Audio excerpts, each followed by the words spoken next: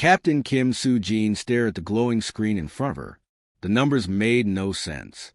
She had checked them 5 times already, but they always showed the same impossible result. "Park, come look at this," she called to her second officer. Commander Park Ji-ho walked over to her station on the bridge of the Earthship Harmony. They had been traveling through space for 3 months now, meeting alien races and learning about the galaxy. But something was very wrong. "What is it, Captain?" Park asked. "Look at these cultural reports. We have talked to 17 different alien species. Humans, we sing songs. We play music. We dance. But these aliens..." Kim shook her head. "None of them do any of these things." Park frowned. "Maybe they just have different hobbies?" "No, you don't understand." Kim pulled up more files on her screen. "They don't just avoid music. They are scared of it. Really scared." Lieutenant Lee Min-ho looked up from his communication desk. "Captain, I just got another message from the Zenthari. They want to know if humans make dangerous sound patterns. They seem very worried about it."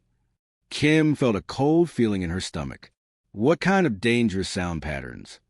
"They won't say exactly, but they keep asking if we have something called melody or rhythm." When I said yes, they went quiet for a long time. Dr. Yoon Hana, the ship's doctor and scientist, walked onto the bridge carrying a thick data pad. "Captain, I have been reading the history files that the aliens gave us. You need to see this." She set the pad down and opened it to a page full of strange alien writing. The computer translated it into simple Earth language. "It says here that over 1,000 years ago, there were wars across the galaxy, but not wars with guns or ships. Wars with music." "Music?" Park laughed. "How do you fight a war with music?" Dr. Yoon pointed to another part of the text. "According to this, different alien races made sounds that hurt each other. When one group sang their songs, it made other aliens sick or crazy. Some sounds were so bad they could break machines or even destroy planets." Kim read over the doctor's shoulder. The alien words were simple but frightening. Entire star systems had been destroyed. Billions of beings had died, all because of sound. "So what happened?" Kim asked. "They banned it all. Every type of music, every song, every rhythm. The Galactic Council made laws that no one could make organized sounds anymore. They built a big computer called a silence keeper to watch everyone and stop any music before it could start." Lieutenant Lee's face went pale. "Captain, does this mean humans are breaking their laws just by existing?" "It gets worse." Dr. Yoon continued reading. "Anyone caught making music is sent to the void sectors. Those are empty parts of space with no planets or stars. It's like being thrown away forever." The bridge went very quiet. Outside the windows, stars moved slowly past as their ship traveled through space. Kim had always found space travel peaceful. She liked to hum old songs from Earth while she worked. But now she realized that this simple thing could get her killed. "How many alien races follow these laws?" she asked. "All of them," Dr. Yoon replied. "Every single species in the galaxy. The Zenthari, the Kreks, the Melodians, everyone, they all stopped making music over 1,000 years ago." Park shook his head. "But that's crazy. Music is everywhere on Earth. We have it at parties, at work, in our cars. Children learn songs before they can walk properly." "That's exactly the problem," Dr. Yoon said. "Humans might be the only species in the galaxy that still makes music, and we don't even know we're doing something dangerous." Kim thought about her daughter back on Earth. Little Soo-jin loved to sing lullabies to her stuffed animals. The girl had no idea that her innocent songs could be seen as weapons by the rest of the galaxy. "Captain," Lee said quietly, "what do we do?" "The Galactic Council wants to meet with us next week. They want to officially welcome Earth into their group. But if they find out about our music, they'll kick us out of the galaxy," Kim finished. "Or worse." Dr. Yoon looked at more files. "There's something else. The Silence Keeper isn't just a computer that watches for music. It actively destroys any organized sound patterns it finds. It can send signals that hurt people's brains or break their hearing forever." Kim stood up and walked to the big window at the front of the bridge. Out there in the dark, Thousands of alien civilizations live their lives in complete silence. No songs, no dancing, no rhythm of any kind. Just quiet, careful existence under the watch of a computer that hated music. "We need to warn Earth," she said finally. "Our people need to know what we're dealing with out here." "But Captain," Park said, "what if Earth decides it's too dangerous? What if they tell us to come home and never contact aliens again?" Kim didn't answer right away. She thought about all the beautiful music humans had created over thousands of years. Songs of love, songs of sadness, songs of hope. The idea of giving all of that up to live in a silent galaxy made her feel sick. "We'll figure something out," she said. But deep down, she wasn't sure how. 3 weeks later, Captain Kim wished she had never left Earth. The Harmony was docked at the Zenthari homeworld for what should have been a simple meeting. The Zenthari were tall, thin aliens with skin that looked like colored glass. They seemed friendly enough, but Kim knew they were very serious about the no-music rules. "Everything ready for the cultural exchange?" she asked Lieutenant Lee. "Yes, Captain. Our database has information about human art, food, and history. I made sure to remove all the music files like you ordered." Kim nodded. The last thing they needed was to accidentally share a human song with the aliens. She had spent sleepless nights worrying about what would happen if the galaxy discovered Earth's musical nature. The meeting started well. The Zenthari delegates came aboard the Harmony and seemed interested in human paintings and photographs of Earth cities. Dr. Choi Sung-min, their cultural expert, showed them pictures of human architecture and explained how humans lived. "Your species builds very tall structures," said the lead Zenthari, whose name sounded like Veltar. "Do these serve a defensive purpose?" "No, we just like the way they look," Dr. Choi replied. "Humans enjoy creating beautiful things." The Zenthari made soft clicking sounds that the computer translated as approval. Everything was going perfectly. Then the ship's computer started making warning beeps. "Lieutenant Lee?" Kim called from her chair. "What's that noise?" Lee's face went white as he stared at his screen. "Captain, we have a problem. The cultural database is malfunctioning. It's broadcasting files we didn't mean to share." Kim's heart stopped. "What kind of files?" "Music files, Captain. Somehow the system is sending human songs directly to the Zenthari ship." Through the speakers, Kim could hear the soft, beautiful notes of a classical piece from Earth. It was Bach, one of humanity's greatest composers. The gentle melody filled the bridge, and for a moment Kim forgot to be scared. The music was so lovely, but then she looked at the Zenthari delegates. All 5 of them had frozen completely. Their glass-like skin was changing colors rapidly, flashing through shades Kim had never seen before. Their large eyes were wide with what looked like shock. "Turn it off," Kim shouted. "Cut the transmission now." "I'm trying." Lee's fingers flew across his controls. "The system won't respond." The music continued. Now it was a Korean folk song that Kim's grandmother used to sing. The simple, sad melody made Kim think of home and family. But the Zenthari were making high-pitched sounds that the computer couldn't translate. Finally, Lee managed to cut the connection. The bridge fell silent, except for the normal sounds of the ship's engines. Veltar was the first to speak. His voice was shaking. What was that sound pattern?" Kim stood up slowly. "Ambassador, I can explain. It created sensations in our mind cores." Veltar continued. "We have never experienced such. Another Zenthari delegate whispered a word in their language. The computer translated it as beauty. Dr. Choi stepped forward carefully. "What you heard was human music. We organize sounds to create patterns that express feelings and ideas." "Impossible," Veltar said, but he didn't sound sure. "All species music leads to destruction and pain. The Concordat teaches us this truth. We learned it from the Resonance Wars." "But did you feel pain just now?" Dr. Choi asked gently. "Or did you feel something else?" The Zenthari delegates looked at each other. Their skin colors were still changing, but more slowly now. Finally, Veltar answered. "We felt connected, like our individual thoughts became part of something larger. But this cannot be the music from the old wars." That music was violent and harmful. Kim realized this was the most important moment in human history. What she said next could determine whether Earth would be welcomed into the galaxy or destroyed by it. "Ambassador," she said carefully, "human music is different. We don't use it as a weapon. We use it to share feelings and bring people together." "Show us," said another Zenthri delegate suddenly. The others looked shocked at this request. I can't," Kim replied. "The galactic laws. We will not report this incident," Veltar said quickly. "But we must understand. In all our history, we have never heard anything like what your machine broadcast. If human music is truly different." Dr. Choi looked at Kim. "Captain, with your permission?" Kim knew this was dangerous, but she also knew that lying to the Zenthri would only make things worse. She nodded. Dr. Choi hummed a simple melody. It was just a few notes, soft and gentle. The Zenthri listened with complete attention. When he finished, Veltar spoke in a whisper.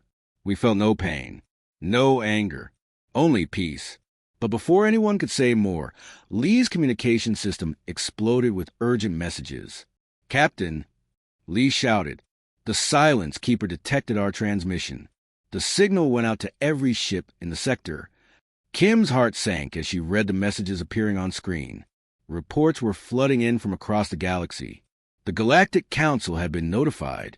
Emergency sessions were being called. Within hours, every alien government in the galaxy knew that humans made music. "Captain," Veltar said sadly, "you must contact your homeworld immediately. The Council will demand that all humans submit to sonic cleansing within 10 solar cycles." Kim didn't need to ask what sonic cleansing meant. She could see it in the Zenthri's frightened expressions. It meant the end of human music forever. Captain Kim never thought she would be sneaking through dark tunnels on a space station in the middle of nowhere. But here she was, following a strange alien through passages that smelled like rust and old air. "Stay quiet," whispered their guide. "The Silence Keeper has listening devices everywhere, even in these abandoned sections." It had been 2 weeks since the incident with the Zenthri. The Galactic Council had given humanity an ultimatum: submit to sonic cleansing or be banished from the galaxy forever. Kim's crew was supposed to return to Earth to deliver this terrible news. But then they received a secret message. Someone wanted to meet them.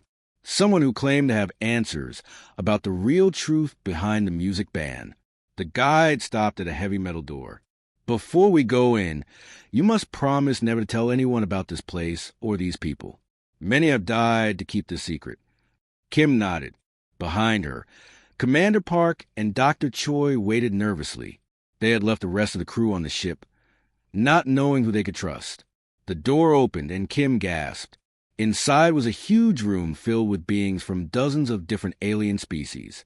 But they weren't just sitting quietly like most aliens Kim had met. They were making sounds. Soft sounds, careful sounds, but definitely musical sounds. An old alien with 6 arms and shimmering skin approached them. "You must be the humans. I am Kithara, once of the Melodian Empire. We heard about your brave broadcast of Zenthri. You're making music," Park said in amazement. "But how? What about the Silence Keeper?" Kithara smiled sadly. "We have learned to make sounds so quiet, so brief, that the machines cannot detect them. But it is not really music. It is just remembering what music used to be." She led them deeper into the room. Kim saw aliens she recognized from the council meetings, but here they looked different, less afraid, more alive. "We call ourselves the Echo Keepers," Kithara explained, "though we prefer to think of ourselves as memory guardians. For over 1,000 years, we have kept alive the musical traditions of our peoples." Dr. Choi stopped next to a group of tall, thin aliens who were humming so quietly it was almost silent.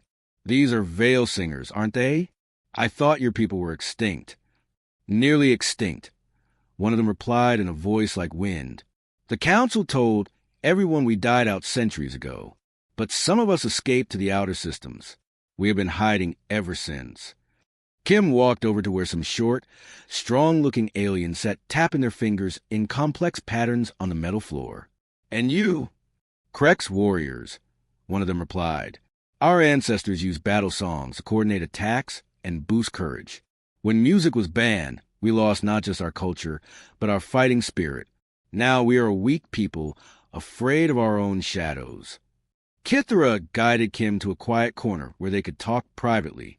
Captain, what I am about to tell you could change everything, but it is also very dangerous knowledge. Tell me, Kim said, the Resonance Wars were not what the Council claims they were. Kim felt her heart beat faster. What do you mean? Music was not naturally weaponized by different species fighting each other. The wars were started on purpose by the ancient council leaders. They took normal, peaceful music and changed it with technology to make it harmful. Why would they do that? Kithra's 6 eyes grew dark. Power. Before the music ban, species across the galaxy were becoming too close. They were sharing cultures, falling in love, creating mixed communities. The council leaders saw this as a threat to their control. Kim thought about this. So they made music dangerous, then banned it to prevent species from bonding? Exactly. Music creates emotional connections between different peoples. It helps them understand each other without words. The council knew that if species kept sharing music, they would eventually unite and challenge the government's authority. Park, who had been listening nearby, joined the conversation. But the Silence Keeper is real. We've seen what it can do. Oh, yes, it's real, Kithra agreed. But it was programmed to detect and destroy any music that might bring species together. The ancient council created it not to protect people from dangerous music, but to protect their own power from peaceful music. Dr. Choi walked over with excitement in his eyes. Captain, you need to hear this. These people have been collecting musical fragments from dozens of species. The harmonies they create together are unlike anything I've ever studied. Show me, Kim said. Kithra led them to the center of the room. At her signal, aliens from different worlds began to make their quiet sounds again. The Veil Singers hummed like distant stars. The Krex tapped rhythms that sounded like heartbeats. Others contributed sounds Kim couldn't even identify. But instead of chaos, instead of the harmful noise the council claimed would happen when different species made music together, Kim heard something beautiful. The sounds fit together like pieces of a puzzle, creating harmonies that made her feel connected to every being in the room. This is what they were afraid of, Kithra whispered. Not noise that destroys, but harmony that unites. Tears came to Kim's eyes. What can we do? Humans are supposed to report back to Earth in 5 days. If we don't, the Council will assume we're rebels and attack our planet. There is a way, Kithra said slowly, but it requires great courage and greater risk. What way? We organize a concert, a real concert, with full music from humans and all the species represented here. We broadcast across the galaxy so everyone can hear what music really sounds like when it comes from love instead of hate. Park shook his head. That's suicide. The Silence Keeper will kill everyone involved. Maybe, Kithra agreed, but maybe not. Human music is different from anything the Silence Keeper was programmed to handle. It might not know how to stop it. Kim looked around the room at all the aliens who had risked everything to keep their musical heritage alive. Then she thought about her daughter back on Earth and all the human children who might never get to sing again if the Council had its way. What do we need to do? The old mining station in the Kepler Nebula had been empty for 50 years. Now it buzzed with secret activity as beings from across the galaxy worked together on something that had never been attempted before. Captain Kim watched Dr. Choi teach a group of Krex warriors how to blend their deep war chants with human melodies. The big, muscular aliens looked confused at first, but slowly their voices began to match the rhythm he was showing them. Good, good. Dr. Choi encouraged them. Don't fight the melody. Let it carry your voice like a river carries a boat. In another part of the station, Commander Park worked with the Zenthari refugees who had secretly joined their cause. Their crystalline voices made sounds like wind chimes, creating harmonies that made the air itself seem to sparkle. Captain, Lieutenant Otamin called from a security post. We have 3 more ships arriving. Looks like word is spreading faster than we expected. Kim nodded but felt worried. More supporters meant more voices for their concert. but also meant more risk of being discovered by the Galactic Council's patrol ships. Dr. Yoon appeared beside her, holding a complex device covered in blinking lights. The harmonic frequency buffer is almost ready, but I have to warn you, it's completely untested. What exactly does it do? Kim asked. In theory, it should create a protective field around our concert. When the Silence Keeper tries to send its sonic disruptors to stop us, the buffer will absorb and redirect the harmful frequencies. And if it doesn't work? Dr. Yoon's face was grim. The Silence Keeper's disruptors can cause permanent brain damage or death. Everyone participating in this concert is risking their life. Kim walked over to where Private Bae So-young was practicing with a group of young aliens from different species. Bae was only 19, the youngest member of Kim's crew, but she had a beautiful singing voice that seemed to connect with every species they had encountered. "Captain," Bae said when she saw Kim approaching, "look what we discovered." She began to sing a simple Korean lullaby that Kim recognized from her own childhood. One by one, the young aliens joined in, each adding their own species version of a children's song. The result was magical, different melodies that somehow fit together perfectly, like they had been written to be sung together. My grandmother always told me that music was a language the soul speaks when words aren't enough, Bae said softly. I think she was right. Kim felt a tap on her shoulder. Kithra stood behind her, all 6 arms trembling slightly. "Captain, we just received word from the Galactic Council. They have moved up their deadline." Kim's heart sank. "How long do we have?" 3 days. If humanity does not report for a sonic cleansing within 3 days, they will send the extermination fleet to Earth. The weight of responsibility hit Kim like a physical blow. She wasn't just risking her own life and the lives of her crew. She was gambling with the survival of her entire species. "There's more," Kithra continued. "The Council has chosen to hold a special session at the Grand Assembly Station. Every species in the galaxy will send representatives to witness humanity's cleansing." Dr. Choi, who had been listening, suddenly looked excited. "That's perfect."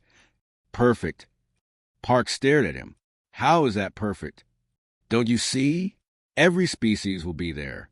If we can somehow broadcast our concert to Grand Assembly Station during the cleansing ceremony, the entire galaxy will hear what real music sounds like." Lieutenant Colonel Jang Hai-jin, their tactical officer, pulled up a holographic map of the Grand Assembly Station. It would be incredibly dangerous, but the station's communication array could amplify our signal across every inhabited system in the galaxy. Kim studied the map.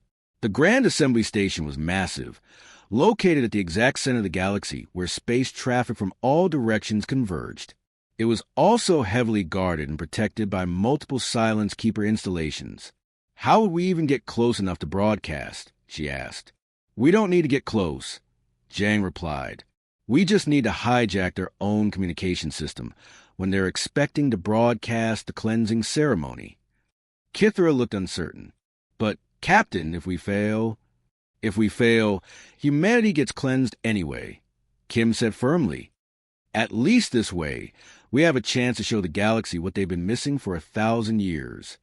Over the next 2 days, the abandoned mining station became a rehearsal hall unlike anything the galaxy had ever seen. Humans taught aliens about rhythm and melody. Aliens showed humans how their unique vocal structures could create sounds impossible for human throats. The Veil Singers learned to harmonize with human instruments. The Kreks discovered that their war chants could become songs of celebration instead of battle. Even some of the quieter species found ways to contribute percussion or background harmonies. But the most amazing discovery came when they all practiced together. Instead of the chaotic noise that the Galactic Council claimed would result from mixed species music, they created something that sounded like the voice of the universe itself. "It's working," Dr. Choi said in amazement as he listened to a full rehearsal.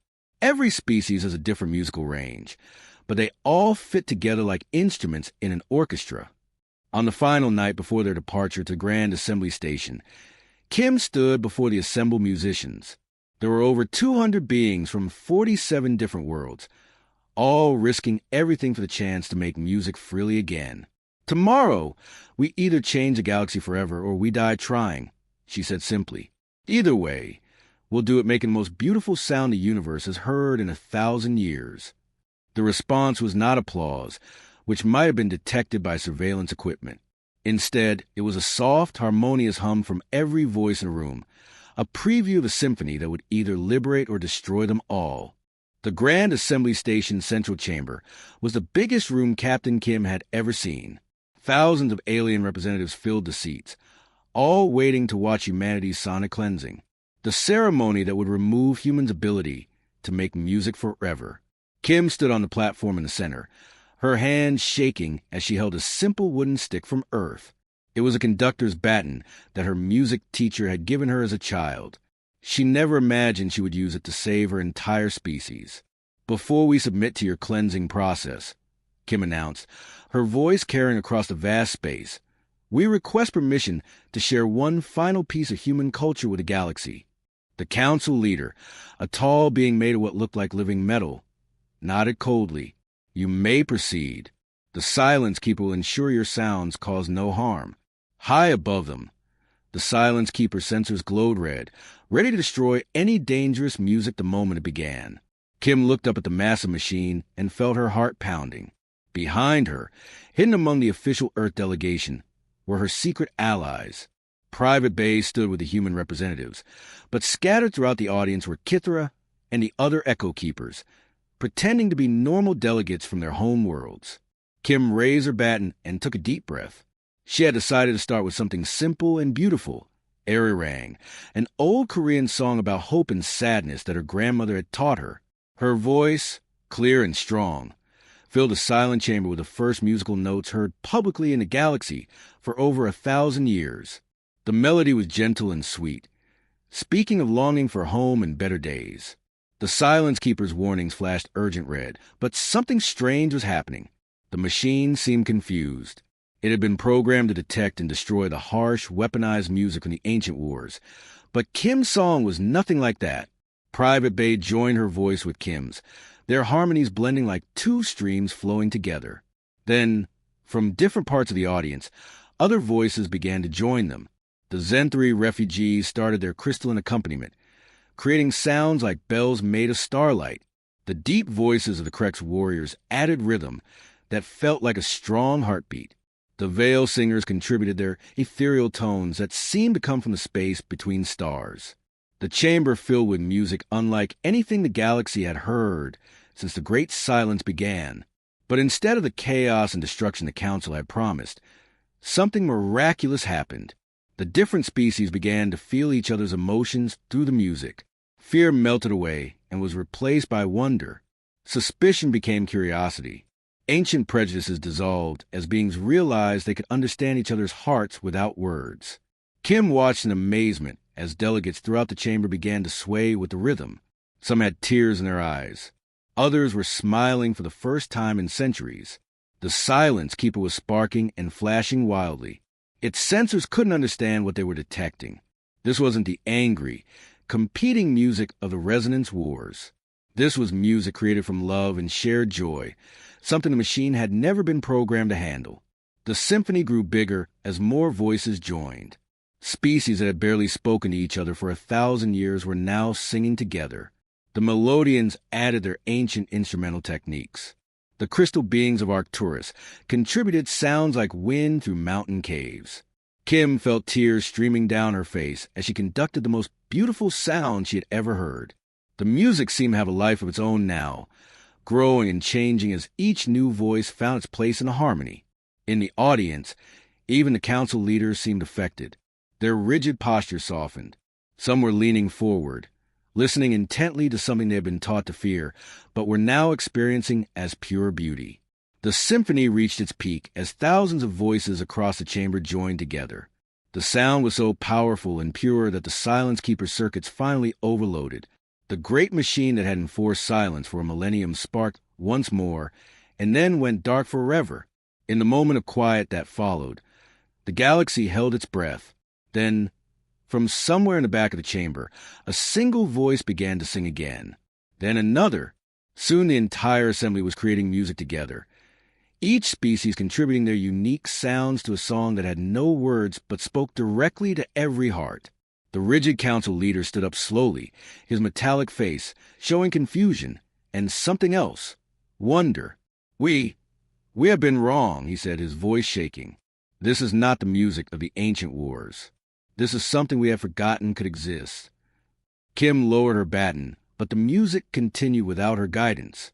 It had become something bigger than any one conductor could control, a living expression of what happened when different peoples chose cooperation over competition. Over the following months, the changes spread across the galaxy like ripples in a pond. The harsh laws were abandoned. The Galactic Council dissolved and reformed as the Harmonic Alliance, where disputes were resolved through musical dialogue rather than force. Species that had barely tolerated each other began to collaborate and create together. Mixed communities formed where beings from different worlds lived and worked side by side, sharing their cultures and their songs.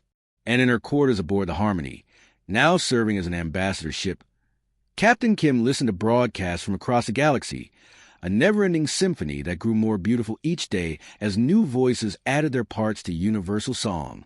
The galaxy was no longer silent, and it would never be silent again.